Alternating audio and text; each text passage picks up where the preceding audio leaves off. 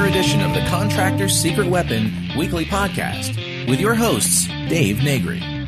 This program is dedicated to helping contractors, remodelers, painters, roofers, roof cleaners, and business owners in the construction industry gain an unfair advantage over the competition. This program supplies you with information that the competition doesn't even know exists. This session brought to you by ContractorsSecretWeapon.com. Before we get into the conversation with you, I just want to do a shout out to our sponsors who help promote Contractor's Secret Weapon and just some of the things that they have in store for you, our listeners. Hey, is your phone ringing enough? Do you want it to ring more with highly motivated and qualified buyers that contact you, the contractor, directly? No more waiting for the phone to ring. Just answer that phone. Best Home Services leads are dedicated to making your phone ring with motivated buyers that call you directly. There's no obligation to talk with them. Just go to ContractorSecretWeapon.com/money. Fill out the form to secure your discount on the setup fee. Do it today. This special will not last forever. Check them out at ContractorSecretWeapon.com/money. Running a small business is no easy task, and I should know because I had a service company for almost 10 years. I am the founder of a software called Radius Bomb, and it's unbelievable. And for all the listeners of Contractor's Secret Weapon, we have a special offer for you to check out. If you want to send hyper-targeted, laser-focused, super personalized postcards to your exact prospects using a map while sitting in your underwear, then go to ContractorSecretWeapon.com/Radius Bomb, and we'll give you your first 100 postcards for free. Just go to ContractorSecretWeapon.com/Radius Bomb. Hey, welcome to another episode of Contractor's Secret Weapon. This is Dave Negri, your host today, and I'm excited to be here. There's so many new things that I've been coming up with, and I just wanted to share with you. And I just want to let you know about the series that we put together for you and make it easier for you to find. Is on the front page of our website. You scroll down about 3, and it's a special podcast series dedicated to your success. And right now, there is up 1, 2, 3, 4, and actually I'm working on number 5 right now, but the 5 biggest reasons contractors fail. In there, it should be up by the time you hear this, all of them, in that series. And then we've got highly targeted marketing, no shotguns allowed, contractor marketing, the good, bad, and the boring. Copycats are losers. You really need to listen to that one.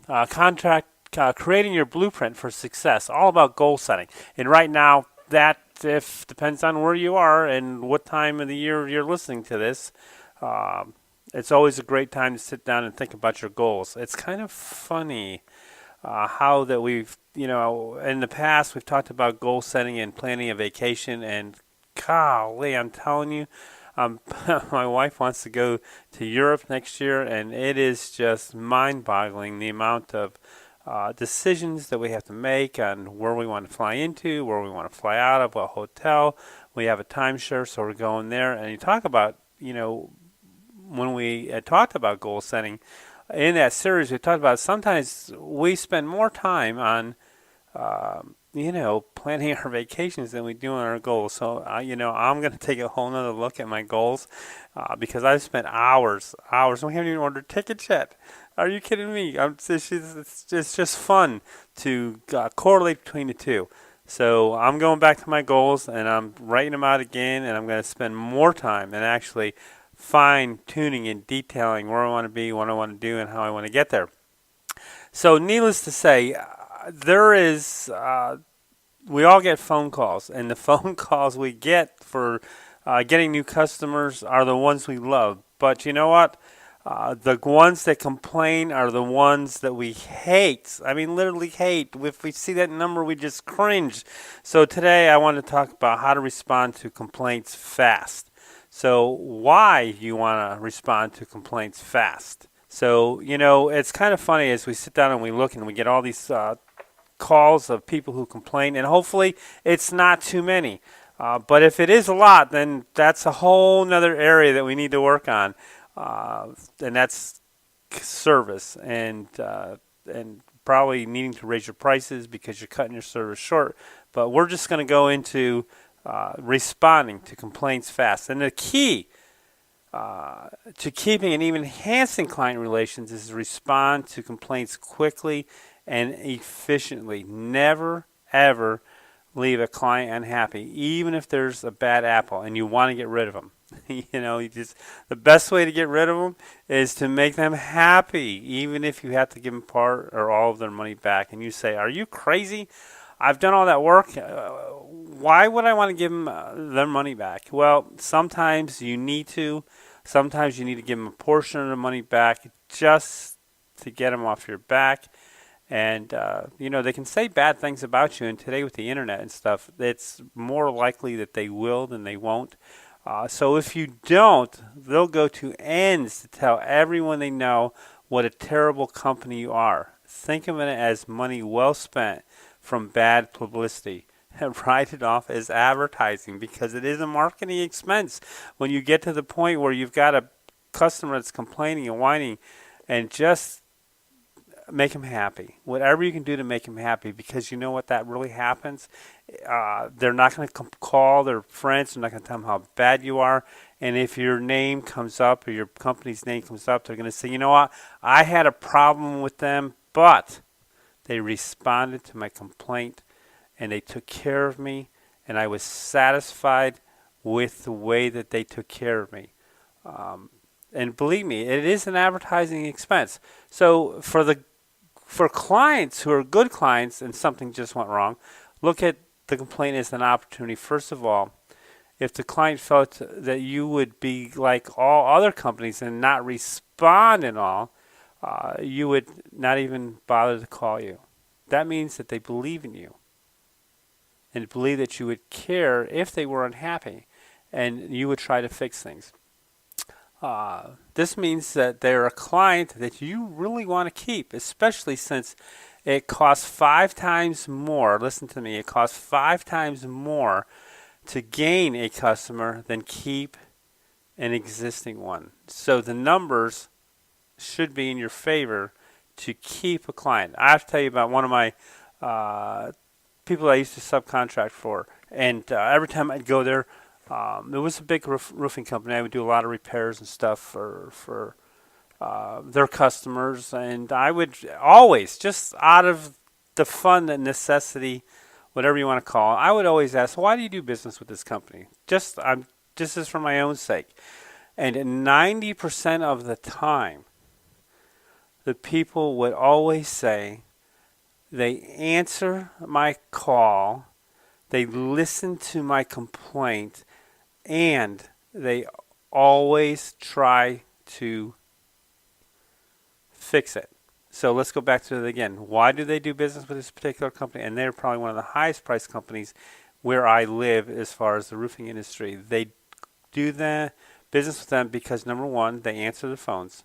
Number two, no matter how many times that they call back, there is always someone there to help them solve the problem. Matter of fact, one lady called and she said, "This was my conversation. I called and I said, you know what, the problem's still not fixed and I'm so sorry for calling." And the girl on the other said, "No, you shouldn't feel sorry for calling. We want to apologize to you for not taking care of it right the first time." Now, what type of marketing is that? When someone asks, "Well, what do you think of this roofing company?" They're going to say, "You know what? I had some problems in the beginning, but they took care of everything and therefore made me a happy customer, and I am glad to endorse them and refer them in any way that I can." So I know and you know that things happen, and sometimes things go wrong. So though you can't control everything that happens, you can control what you do and try to make it right. And when you do that, many times you can make an unhappy client into a raving fan. And you know what? That's what we're looking for, raving fans, because raving fans refer people. There are salespeople on the side, and we always want raving fans. Matter of fact, that should be our goal, to create raving fans. So sometimes doing a redo or with a follow-up of flowers, maybe a thank you for thanking them for an opportunity to make things right, can wow a client, and she'll never use another company again. So, let me tell you about an example that happened to me years ago. There was a communication problem with the lady, and she was very obstinate about setting the time. I had written down one time, and she had written down another time, and there's no way that I could convince her, or even try to convince her that that I didn't make the mistake. I wasn't even going to go there. So what I did was I said, listen, I'm so sorry that we can't do business, and I apologize for that. So what I did was I just went home, and I went and sent her a thank you card for just having me out there and a 2-pack of brownies. Just as a courtesy and just for really, honestly, I did apologize. And it's not always going to happen, but it did. Within 7 days, she called me and she rescheduled to have the job done. Now, was that a good investment? I believe it was. I went out of my way to really help that person understand that I did care about them and I did care about the relationship and I wanted to do business with them, but however it ended up was fine with me. I just wanted to say thank you for the opportunity, to give them a quote and sorry that things got messed up, and I just wanted to send this as an apology. And wow, it really did wow them. So think about the wow factor in a lot of things that you do. So the big danger is that, really when clients feel that, is that when your company doesn't care, and then they're not happy and they don't tell you, they just will never use you again. So there has to be that open line of communication. And what they'll do is they'll tell others on how unhappy they were. So it's companies like these that struggle and die off but never know exactly why. That's why I'm a big proponent of the follow-up call, follow-up letter, like a testimonial. How did we do? What could we have done better? Because I want them, my goal, and hopefully your goal is the same, is to create a customer for life. I don't want them going anywhere else. I don't want them thinking about anybody anywhere else. So the rule of thumb about happy clients and unhappy clients is, namely, an unhappy client will tell many more people about their experience than a happy client does. Doesn't seem like that's quite fair, but it's true. And I don't know why. It's just one of those scientific things. With this in mind, I try to avoid unhappy clients as much as possible. So I used to tell people that an unhappy client told their story to an average of 10 people. Now, with the miracle of modern technology, you might add a couple zeros to that because they have this thing called web attribution, who people will just give you a bad rap on Facebook. They'll do Google reviews, give you bad, and then everyone's going to see it. Matter of fact, welcome feedback from your clients, and when it's a complaint or not quite happy comment, jump at the opportunity to make it right and turn that client to somebody that will champion your service. So you just need to do the follow-up and follow-up and follow-up and think about the future as much as, or future profit as much as today's profit. Because if you lose that customer, you have no profit for the future. Matter of fact, like we said before, it's going to cost you 5 times more money to get a new client to replace them. So do whatever you can to make that person happy, unless you don't want them. But even if you don't want them, that's a completely another side issue. Make them happy, then figure out how to get rid of them. But always make them happy. Never lose a customer is the key issue here. Never lose a customer. Okay, so I found this article just to tell you about web attribution a little bit more. I found this article. It's an old article, but it's still true today, and I'm going to just read you some of the highlights. Angry customers use web to shame firms. Blogs, videos are tools of retribution. And, of course, the new word is called web attribution.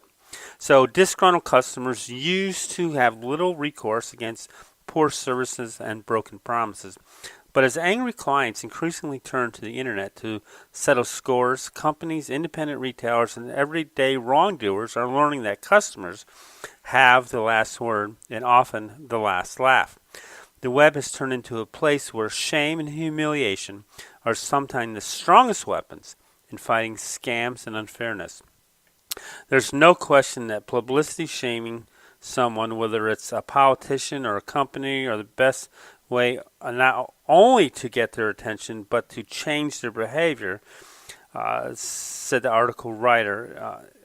And people are going to be very sensitive to it. Online disgrace creates so much buzz on blogs and in the media that companies are beginning to realize the devastating public relations effects brought on by the grassroots exposés. There has been a wake-up call for these companies. The day that you send a little letter to a CEO is over. It is the age of technology. The internet has long been a forum for rants about unsatisfactory service and faculty products, but are faulty products. Just about every major retailer has a consumer-created counter site that lists complaints, and dozens of all-purpose sites allow people to share their opinion on everything from apartment complexes to car detailers to service contractors. So let me tell you, this is kind of funny. The other day, I got called to do a proposal for a condominium, it was condominium complex in a sense, and by the homeowners, not the homeowners association, but the property manager.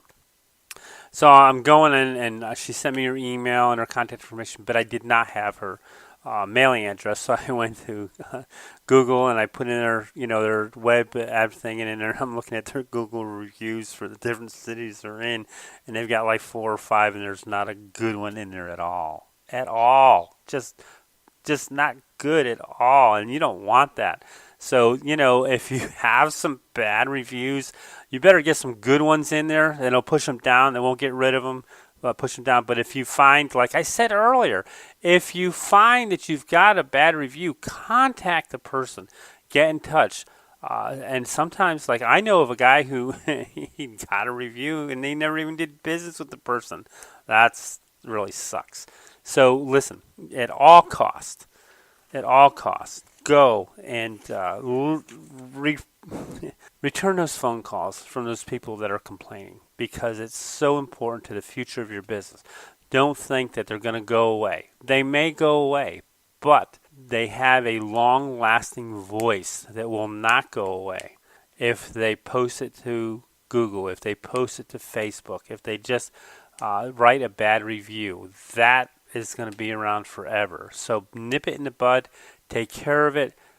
Be a person of integrity, which we'll probably do another podcast on, living up to your promises. So as we go forward in these next couple of interesting articles that we're going to be going over, listen, just go and be profitable. Do the right thing, and always answer your phone, even if you know who it is and you don't really want to talk to them. Just take a deep breath. Do it, because in the end, it could be turn it into a real profitable or a very positive interaction that could help you grow your business far more than you thought it would hurt it. So we're in the process of creating some more special podcast series. And look out for that in the next couple weeks, and I'll let you know what that is very soon, because I'm working on it, just haven't put a title to it yet. Have a great day, and go be profitable. Again, I want to thank you for joining us and investing your time with us today. I hope you enjoyed this week's episode, and if you did, go to iTunes and give us a shout out. You can also go to our website, www.contractorsecretweapon.com, and check out today's episode and leave us a comment in the bottom of the page. And if you haven't gotten your 15 secret weapon strategies to getting higher-end customers, get it while you're at the website. Also, I want to thank again our sponsors for keeping this podcast alive for your profit-making pleasure. And so go be profitable this week. Work smarter, not harder, and learn how to leverage your time and your knowledge so that you can be more profitable. Again, see you next week.